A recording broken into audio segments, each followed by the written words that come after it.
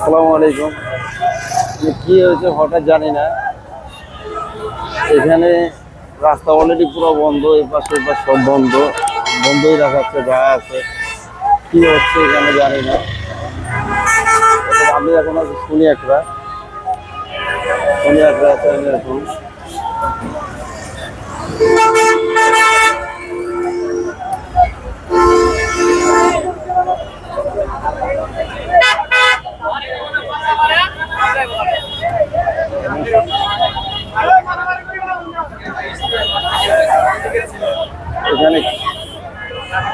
এখানে অনেকজন পুরো গাড়ি বন্ধ হয়ে গেছে, কোনো গাড়ি যেতে দেয় না।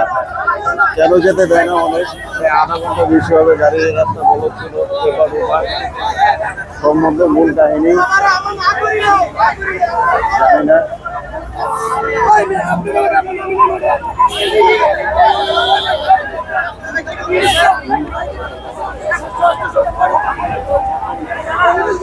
পুরো গাড়ি বন্ধ হয়ে গেছে।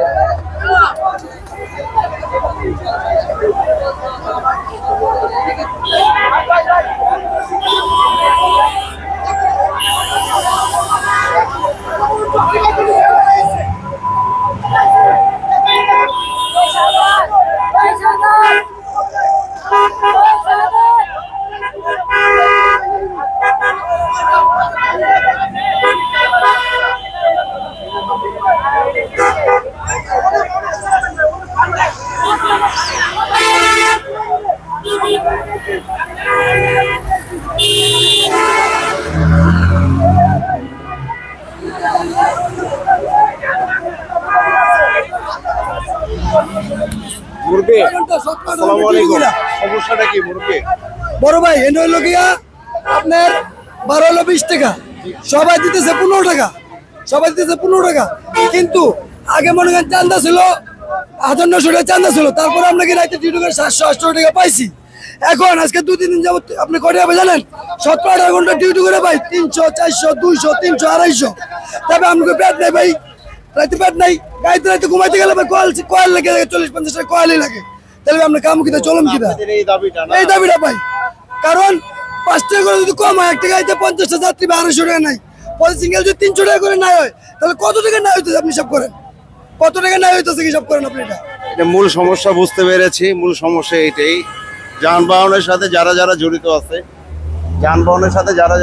আছে, তাদেরই সমস্যা। তাদের আয় যে টাকাটা আসে এটা বরকত হচ্ছে না। তো সেই কারণে তারা আন্দোলন করছে ভাড়া অবশ্যই কোনো কিছু এটা বৃদ্ধি করার জন্য। সব অলরেডি সব বন্ধ হয়ে গেছে।